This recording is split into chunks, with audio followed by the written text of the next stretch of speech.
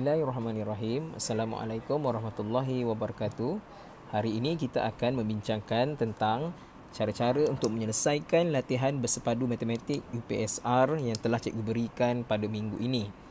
Cikgu mengharapkan video yang cikgu sediakan ini akan membantu awak untuk menyelesaikan soalan ini dengan baik. Kita pergi kepada soalan yang pertama. Cerakinkan nombor ini kepada nilai tempat dan nilai digit. Bila kita sebut pasal cerakinkan bermaksud kita perlu pisahkan. Okey, dan simbol yang perlu kita gunakan ialah simbol tambah. Okey, nombor yang diberikan ialah 412,601. Bila cerakinan nilai tempat bermaksud kita perlu tulis dalam nilai tempat, iaitu dalam perkataan. Okey, dekat sini ruangan dia mungkin agak sempit, jadi cikgu akan drag ke sini sikit lah ya. Okay, kita akan tulis nombor 4 dulu. 4 ni adalah ratus ribu. Jadi kita tulis ratus ribu. Tambah 1 tu adalah puluh ribu. Jadi kita tulis 10,000. Tambah 2. 2 tu adalah 2,000. Tambah 6 adalah 600. Okey, untuk puluh ni tak ada digit yang menunjukkan nilai sifar kan. Jadi tak perlu tulis lah. 1 tu ada. Jadi kita tulis 1 adalah sa. So ini adalah penulisan dia lah. Macam mana nak tuliskan dengan cara yang betul. Okey, bagi cerakinan nilai tempat. Okey, kita teruskan pula dengan cara-cara untuk menulis cerakinan nilai digit. Nilai digit bermaksud menggunakan nombor ataupun digit. Jadi mesti ada kosong-kosong dekat belakang dia lah. So 4 tu adalah 400,000 tambah 10,000 tambah 2,000 tambah 600 tambah 1. So ini adalah cara penyelesaian untuk nak jawab soalan nombor 1. Seterusnya kita pergi kepada soalan yang berikutnya, soalan 2. Lorekkan 1/2 daripada rajah di bawah ini. Kemudian hitungkan peratus bagi kawasan berlorek itu. Pertama sekali kita perlu lorekkan. Lorekkan maksudnya kita shade lah, warnakan ke tak kisah. Daripada ni bermaksud operasi darab. Rajah ini ialah berapakah bilangan petak yang ada dalam soalan nombor 2 ni. So kita kira 1, 2, 3, 4, 5, 6, 7, 8. Bermaksud 1/2 darab 8. Okey. 8 darab 1, 8. 8 bahagi 2 ialah 4. Bermaksud kita perlu lorekkan 4 petak. 1, 2, 3 dan 4. Bagaimana untuk mengira atau menghitung peratus? Bila kita sebut peratus, kita kena menggunakan operasi darab juga, tetapi perlu darab dengan 100%. So kita ambillah nombor 1/2 ni. Ambil nombor yang sama sebab benda yang sama, darab dengan 100%. 100 darab 1, 100. 100 bahagi 2 ialah 50. Dan jangan lupa tulis simbol peratus. Selesai bagi soalan kedua. Kita teruskan dengan soalan yang ketiga. Kamu telah diberikan 6 digit nombor seperti di bawah ini. 5, sifar, 2, 6, 1 dan 3. Dengan menggunakan semua digit tersebut, hasilkan satu nombor 4 digit terkecil dengan betul. Bermaksud kita perlu buat nombor 4 digit saja. Dan syarat yang kedua ialah nombor tersebut mestilah terkecil. Jadi kita mesti ambil nombor yang kecil. Kita start dengan sifar sebab sifar tak ada nilai. Tapi bila kedudukan dia mempengaruhi nilai ya, sebenarnya kedudukan di nilai tempat tu. 2, 6, 1, 3. Mana lebih kecil lagi? Okey, nombor 2 lah. Kita akan ambil 2. Minta maaf, nombor 1. Dan nombor 2, yang terakhir sekali, nombor 3. Kita reject nombor 6 dan nombor 5 sebab 6 dengan 5 ni adalah nombor terbesar. Paling besar dalam keenam nombor ni. Jadi kita reject terus sebab kita nak jadikan nombor itu adalah 4 digit terkecil. So sekarang ni yang nombor yang tinggal ialah 0, 2, 1 dan 3. Okey. Daripada keempat-empat digit ni, kita susun supaya menjadi satu nombor yang terkecil. Bila nak jadikan dia nombor terkecil, kita mestilah memilih nombor yang ada nilai. Kita tidak boleh meletakkan sifar paling depan kerana sifar tidak ada nilai di depan. So, melainkan kalau ada titik perpuluhan. Tetapi dalam soalan ni dia tak suruh pun buat perpuluhan. Dia suruh buat nombor. Jadi kita kena ambil nombor yang kedua terkecil atau nombor kedua terkecil lah, iaitu 1. Baru kita letak nombor yang terkecil tu atau nilai yang tak ada tu, iaitu sifar. Diteruskan dengan 2 dan 3. So nombor yang terhasil ialah 1023. Okey, kita teruskan dengan soalan yang seterusnya. Soalan 4. Bahagikan nilai Q dengan 2. Kemudian tambahkan hasil bahagi itu dengan 21,500. Okey, ini adalah garis nombor. Bila kita sebut garis nombor, dia sebenarnya ada corak atau pola. Bermaksud sama ada ia bertambah atau berkurang ataupun gandaan ataupun pembahagian. Tapi kalau kita tengok dekat sini, 12,506, 12,512. Okey, yang berbeza ialah 6 dan 12. Okey, untuk murid yang dah sudah mahir, dia tahu sebenarnya bertambah 6 sebab 6 tambah 6 ialah 12. Okey, untuk murid yang tidak mahir, kita perlu menggunakan operasi tolak, di mana ambil nombor yang terbesar ni, kita tolakkan nombor ni, so kita akan dapat bezanya. So kita congak saja, bezanya adalah 6, bermaksud dari nombor pertama nak jadi nombor yang kedua ialah kita perlu tambah 6. Begitu jugalah seterusnya, juga tambah 6. Okey, cikgu nak ajar awak shortcut. Okey, untuk murid yang beginners atau newbies, murid yang baru nak belajar tapi dia nak belajar, awak boleh buat macam ni. Ambil nombor ni, tambah 6, dapat jawapan kat sini. Tambah lagi 6, dapat kat sini. Dan tambah lagi 6, baru dapat Q. Tapi itu adalah cara yang lambat.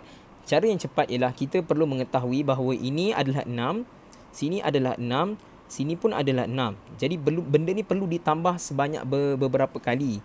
Jadi kita menggunakan operasi darab ataupun kita guna operasi tambah. Okey, di mana kita ambil 6 darab dengan 3. Kerana 6 darab 3 ialah 24 sebab 6 ni berulang sebanyak 3 kali. Jadi kita ambil 6 tambah 6 tambah 6 sama dengan 24 atau minta maaf 18. 6 darab 3 sama dengan 18. Bermaksud pergerakan dari sini sampai ke sini ialah sebanyak 18. Bertambah 18. So kita nak cepat, kita ambil terus nombor 12,512 tambah dengan 18. Okey. Dapat 10, sini 3, sini 5, 2 dan 1. Bermaksud Q adalah 12,530. Okey. Soalan seterusnya dia cakap, bahagikan nilai Q dengan 2. Bermaksud jawapan ni perlu dibahagi dengan 2. So banyaklah sikit kerja awak Okey, 12,530. Kalau tak muat, awak boleh guna kertas lah. Kertas tambahan. Ataupun buat kat bawah. Kat bahagian bawah ni pun boleh, tak ada masalah. Kat bawah ni ada ruangan kosong. Awak boleh buat kat sini lah. Okey, kita sambung. Okey. 2 darab 6, 12. Habis, turunkan 5. 2 darab 2, 4. Baki 1. Turunkan 3. 2 darab 6, 12. Tolakkan, baki 1. Dan turunkan sifar. 2 darab 5, 10. Belum selesai lagi. Kemudian tambahkan hasil bahagi itu, bermaksud inilah jawapan dia, hasil bahagi kan, dengan 21,500. So kita ambil lah 21,500 tambah dengan jawapan kita dapat kat atas tu 6,265. Okey, 5 6 7 7 2. So inilah jawapan akhirnya, 27,765. Soalan seterusnya, soalan kelima, kita kena memberikan nama bentuk dua dimensi. Dua dimensi ni ialah mempunyai panjang dan lebar saja, dia tidak ada tinggi. So bermaksud dia mungkin adalah bulatan ke, pentagon ke, segi empat sama ke, segi empat tempat dan sebagainya lah.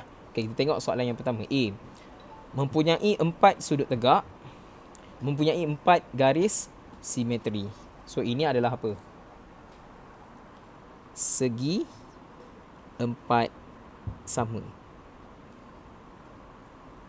Okey, segi 4 sama. Okey, seterusnya B, mempunyai 4 sudut tegak, dia hampir sama tetapi hanya mempunyai 2 saja, 2 garis simetri saja.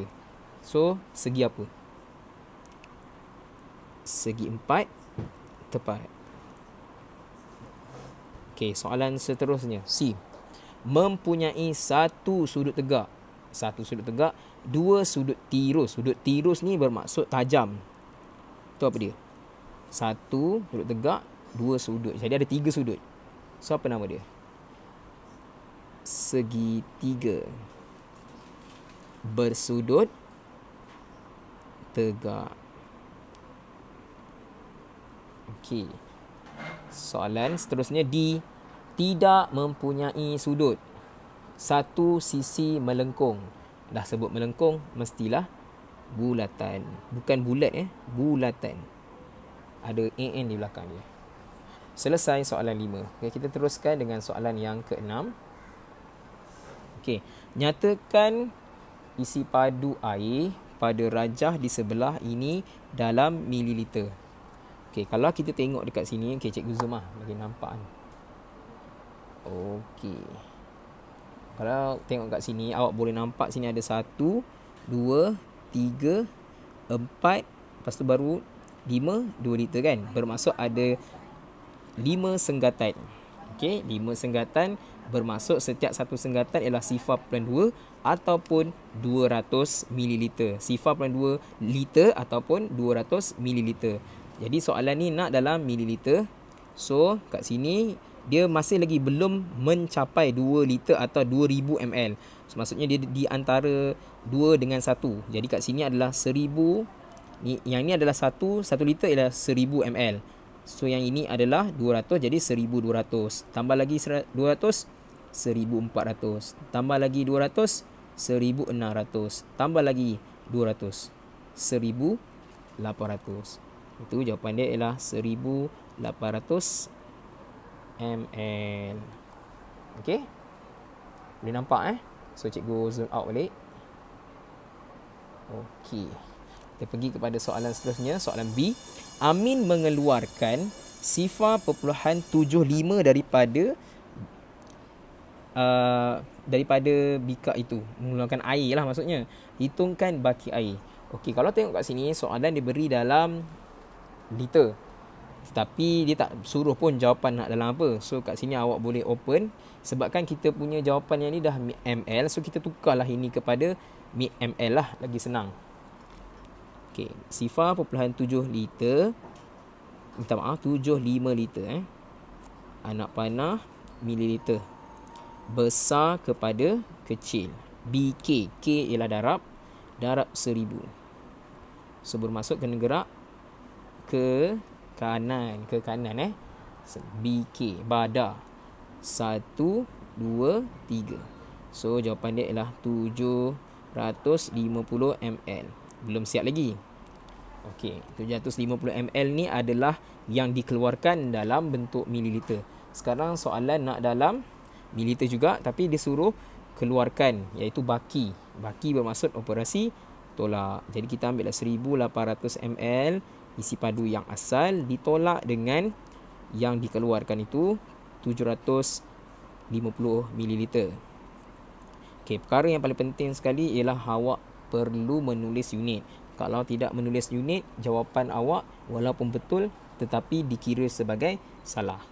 Sifar tolak sifar, sifar. Sifar tolak 5 tak boleh, sini jadi 7, 10. Sini dapat 5. 7 tolak 7, kosong. 1, 1. So jawapannya adalah 1050 ml. Okey, soalan seterusnya, soalan C. Baki daripada isi padu air dimasukkan sama banyak ke dalam 5 bekas. Kirakan isi padu air bagi satu bekas. Jadi bermaksud sama banyak, maksud dia apa? Bahagi. Maksudnya baki daripada yang ada tu lah. Baki air yang ada tu ialah air ni lah ya. Baki yang tinggal tu kan. Lepas tu kena masukkan sama banyak dalam 5 bekas. Jadi kita guna operasi bahagi. 1050 ml. 5 darab 2, 10. Selesaikan, habis. Turunkan 5. 5 darab 1, 5. Habis, selesai. Kosong-kosong lah. 5 darab kosong, kosong. Habis. Jadi, bukan baki. Isi padu bagi satu bekas ialah 210 ml. Okey, kita pergi pada soalan terakhir untuk rakaman video yang pertama ni. Sebatang tali panjangnya ialah 5.4 meter. Tali itu dikongsi antara 5 orang. Bila disebut dikongsi ni selalunya kita akan guna operasi tolak ataupun operasi bahagi. Tapi bergantung kepada soalan itu. Adakah dikongsi sama banyak? Kalau dikongsi sama banyak, bermaksud kita kena guna operasi bahagi. Kalau dia kata dikongsi sahaja tapi tak ada syarat pun operasi bahagi. Kalau dikongsi, ada kata bagi yang ni banyak sikit, yang ni kurang sikit, itu guna operasi tolak. Kalau tengok kat soalan ni, kita baca balik arahan dia. Berapakah panjang tali setiap orang dapat dalam sentimeter? Bermaksud dalam soalan ni sebenarnya dia tak cakap syarat pun.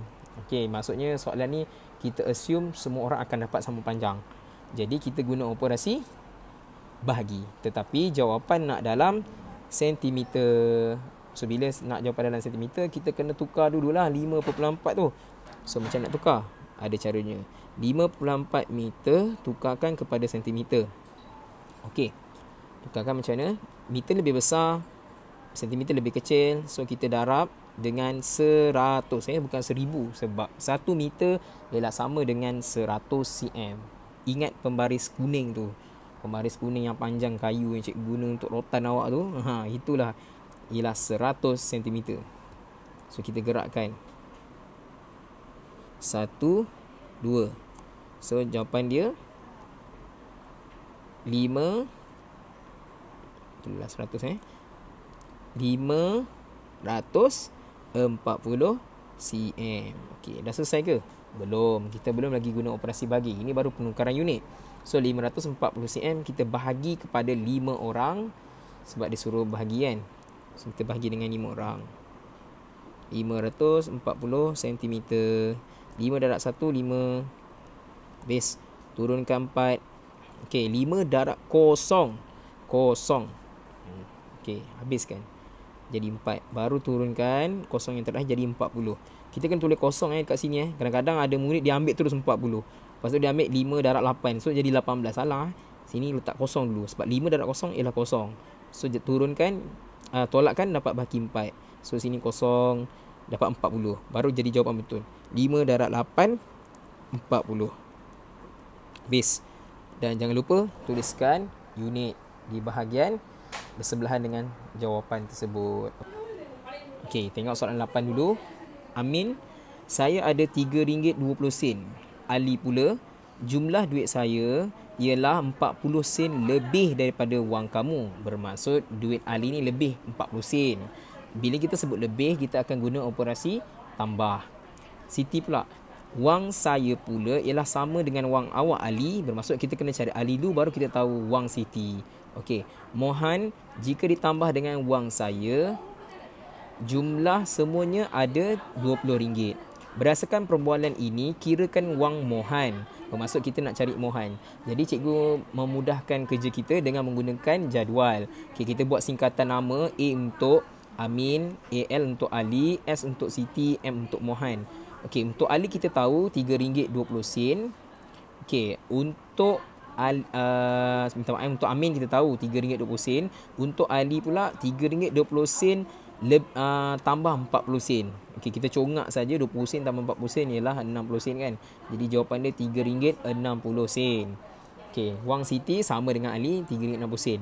Wang Mohan yang kita tak tahu, kita sebut sebagai Anu, dan jumlah bagi keempat-empat orang murid ini ataupun pelajar ini ialah RM20. Jadi macam mana kita nak selesaikan soalan ni? Kita akan menggunakan operasi tolak di mana jumlah tolak dengan keseluruhan ni. Okey, kita gunakan kaedah yang lebih mudah lagi di mana kita tak perlu nak tolak banyak-banyak kali.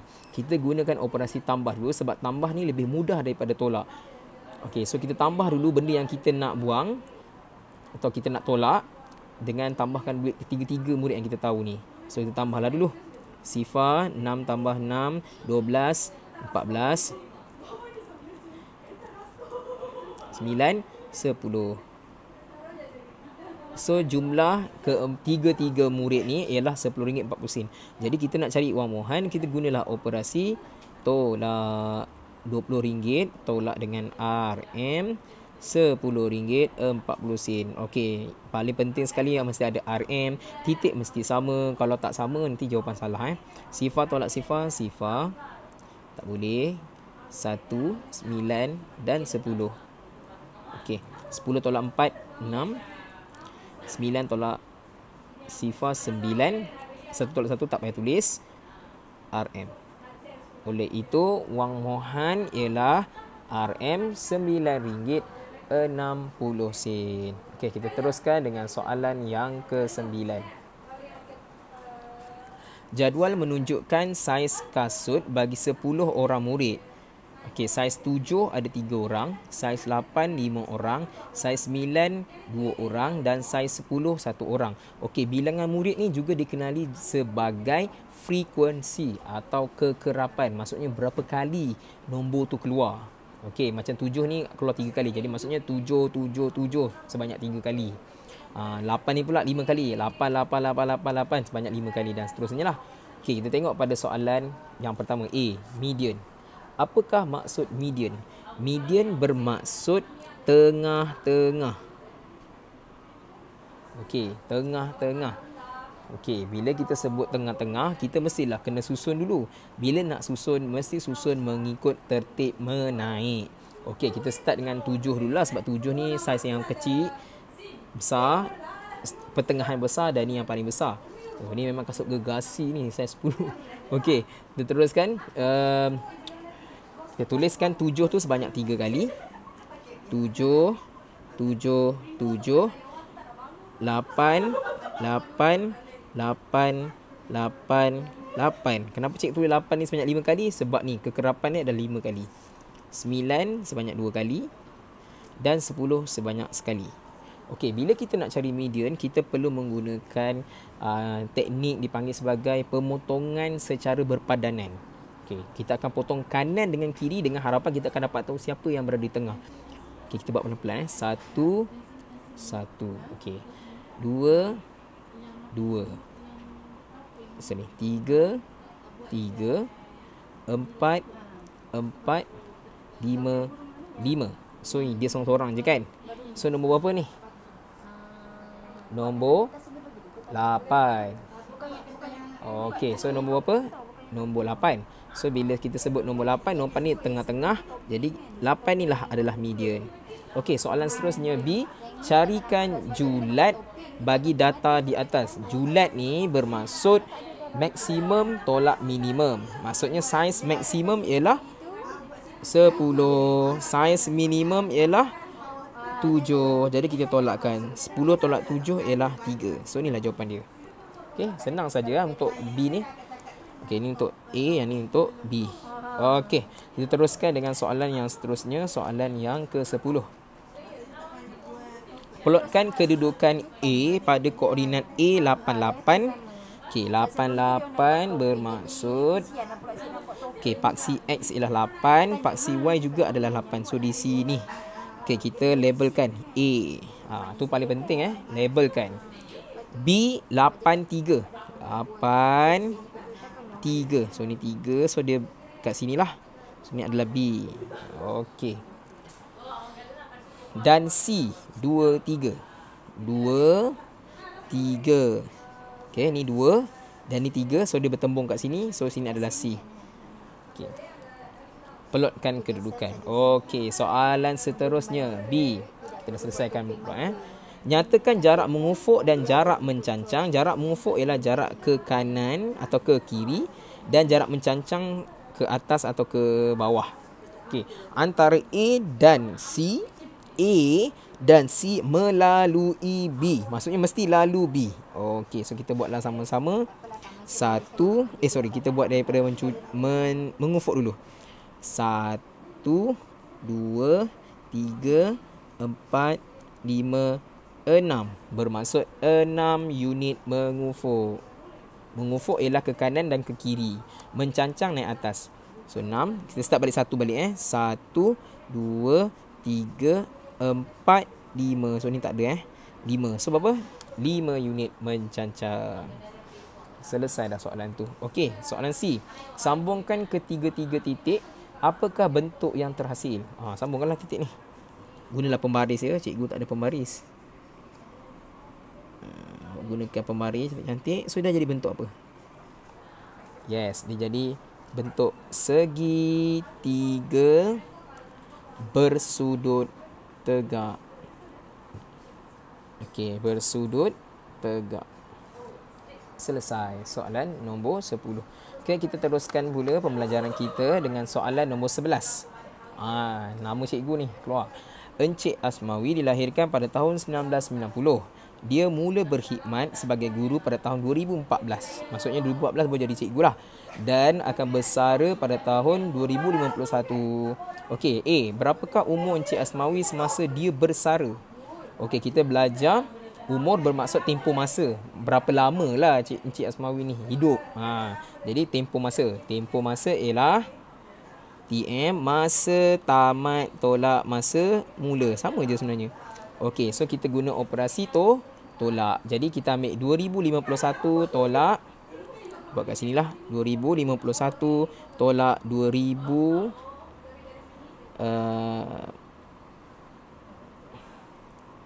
Okey, berapa? Sekarang 2000 sebenarnya 1990.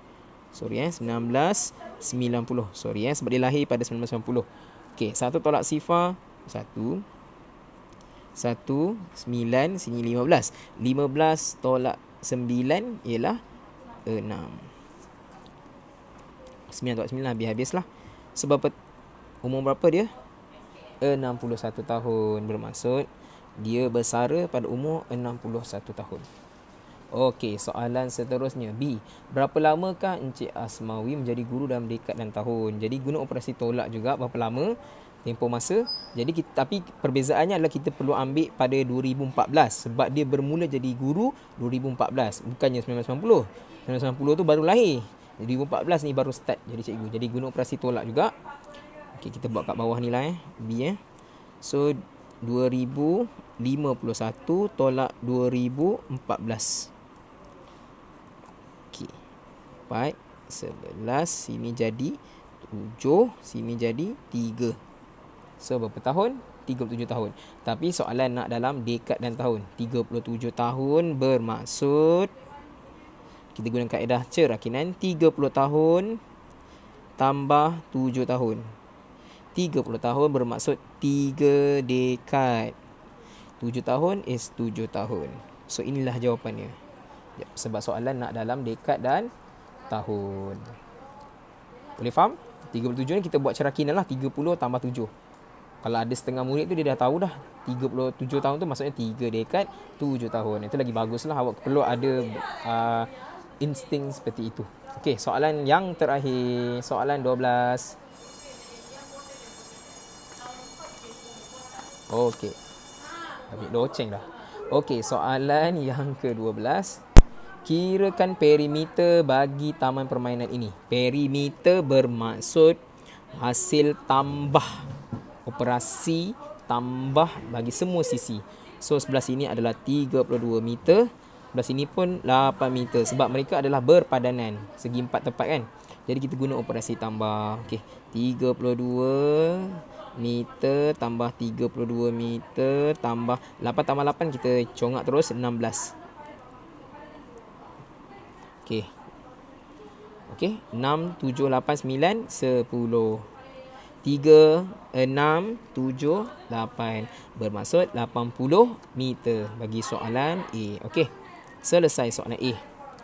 Bermaksud 80 meter bagi perimeter dia.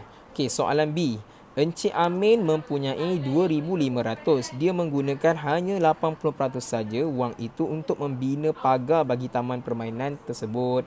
Berapakah harga bagi 1 meter? Nak cari 1 mesti operasi bahagi.